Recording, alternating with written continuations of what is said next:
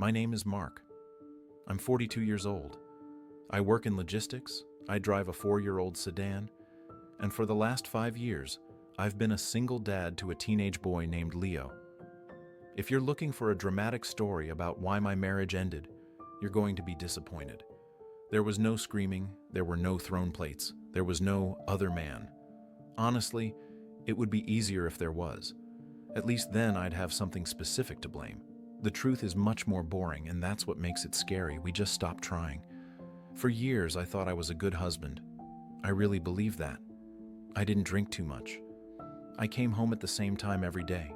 I paid the mortgage on time. I fixed the leaky faucet. I thought that was the job. I thought that if I wasn't doing anything wrong, then I must be doing it right. I was wrong. I wasn't a bad husband, but I was just adequate.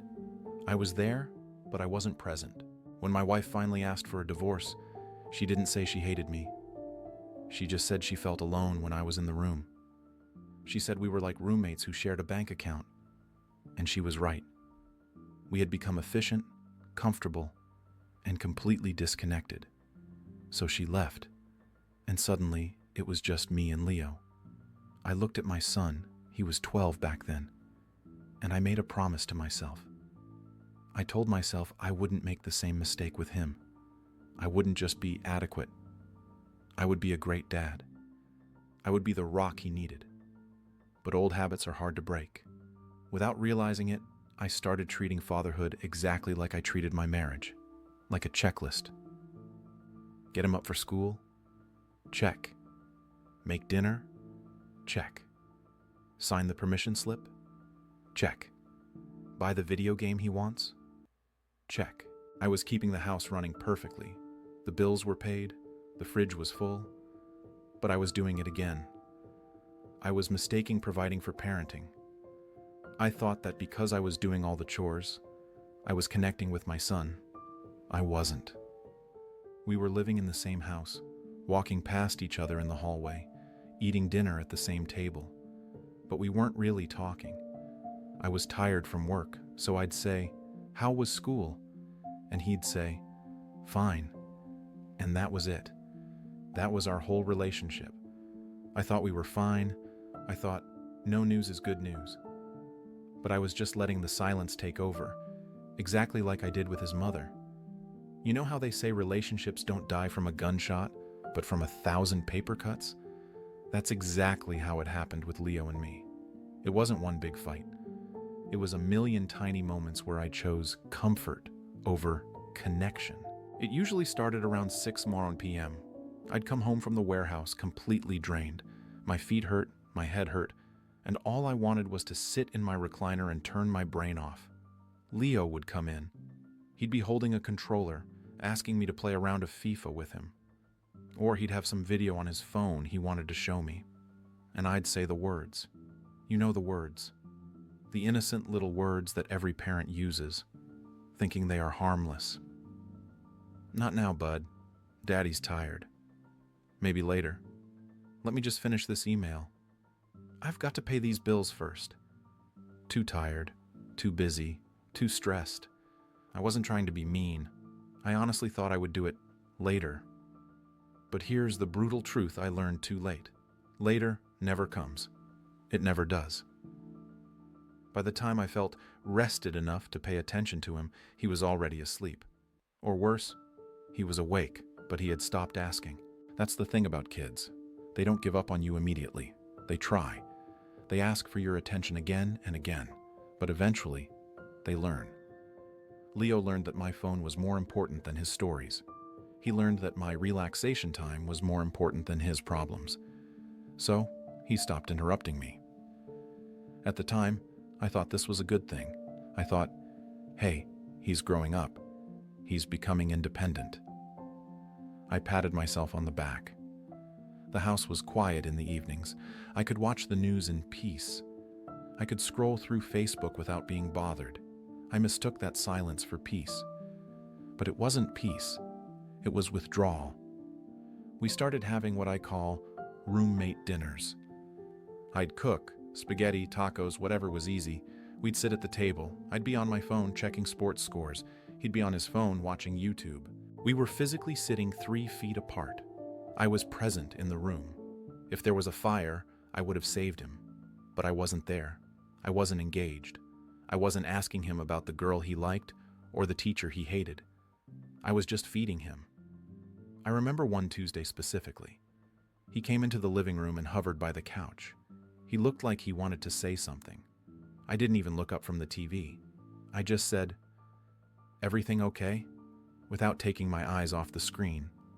He stood there for a second, then said, "Yeah, Dad, everything's fine." And he went back to his room and closed the door. That closed door became the symbol of our life. I didn't know it then, but he wasn't just closing a door to a room. He was closing the door to us. I told myself I was a good dad because I was home every night. I wasn't out drinking with buddies. I wasn't chasing women. I was there on the couch. But looking back, I realized that being just there is the bare minimum. It's adequate. And adequate isn't enough to keep a son from drifting away. The wake-up call didn't come with a bang. It came with a quiet no. For years, I had this idea in my head. I called it the big trip. Since Leo was 10, I had promised him that one day when I had enough vacation days saved up and the car was in good shape, we would drive across the country to the Grand Canyon. It was our thing. Every time I missed a soccer game, I'd tell myself, "It's okay, we'll bond at the Grand Canyon." Every time we ate a silent dinner, I thought, "We'll talk for hours on the road to the Grand Canyon." It was my safety net. It was my excuse. It was the later that I kept in my back pocket. Well, last summer, Leo turned 17. I finally had the money. I had the time. I walked into his room, a brochure in my hand, smiling like an idiot. I told him, "Pack your bags, kid. We're finally going." He didn't look up from his computer. He just shrugged and said, "I can't go, Dad. I promised my friends we'd go to the lake house, maybe some other time." My heart stopped. Not because he said no. Teenagers choose friends over parents, I get that. It stopped because of how he said it. He was polite. He was distant. He treated my big trip, the dream I had been holding on to for 7 years, like it was a dentist appointment he needed to reschedule. I realized then that the later I had been banking on had already expired. Later never came. It never does. That weekend, while he was gone with his friends, I went into his room. I wasn't snooping. I was just putting some clean laundry on his bed. But then I saw it. It wasn't a diary. Boys don't usually keep diaries. It was a sketchbook. Leo had always liked to draw, but I never really asked him about it. I just bought him the pencils and thought that was enough. I was the provider, remember? I opened it. I expected to see drawings of cars or superheroes or maybe girls. Instead, I saw me. There was a sketch of me sitting in my recliner, the blue light of the TV reflecting on my face. I looked exhausted, but the caption didn't say, "Dad." It said, "The Ghost." There was another drawing of our dinner table, 2 figures, one looking at a phone, the other looking at a phone. The space between us on the page looked like a canyon wider than the one I wanted to take him to. And then, on the back page, just words, scrawled in chaotic ink like he was pressing down too hard. I am screaming in a crowded room and nobody looks up. I sat on his bed and cried. I didn't cry because I was sad. I cried because I was ashamed. I realized that my son hadn't just drifted away. He had been right there, in the next room, screaming into a void, and I was too busy being adequate to hear him. I thought I was giving him a good life because he had a roof over his head and clothes on his back. But I had starved him. I had starved him of me. I treated him like a roommate. I treated his childhood like a checklist. And now, looking at these drawings, I saw the truth. I wasn't his father. I was just the guy who paid the bills and shared the Wi-Fi. I had spent so much time trying not to do the wrong things, not yelling, not drinking, not leaving, that I forgot to do the right thing. Being close. I didn't fix everything overnight. That's only in movies. Real life is harder. I walked back into Leo's room that night. I didn't lecture him about the drawings. I didn't try to explain myself. I just sat down on the edge of his bed and said, "I'm sorry. I've been a ghost. But I'm here now." It was awkward. It was uncomfortable. We didn't have a breakthrough moment where we hugged and cried. He just looked at me, suspicious, waiting for me to leave. But I didn't leave. I stayed for 10 minutes. Then the next night, I stayed for 20. I stopped trying to be the perfect provider and started trying to be a present father. I let the laundry pile up a little. I ordered pizza instead of cooking, so I could sit with him while he played his video game. I stopped waiting for the big trip to the Grand Canyon and started taking small walks around the block with him. I'm telling you this not to make you feel guilty. God knows we have enough guilt already. I'm telling you this because you still have time. If you are a single dad or any parent reading this, I want you to ask yourself a hard question. Not, are the bills paid? Not, are they getting good grades? Ask yourself, when was the last time you really looked at your child? Not a glance to check if their hair is combed. I mean, really looked at them. Do you know what they are afraid of right now? Do you know who they sit with at lunch? Do you know what makes them angry? Or are you just adequate? It is so easy to fall into the trap of the checklist. It feels safe. It feels responsible. You tell yourself, I'm working hard for them. And that's true.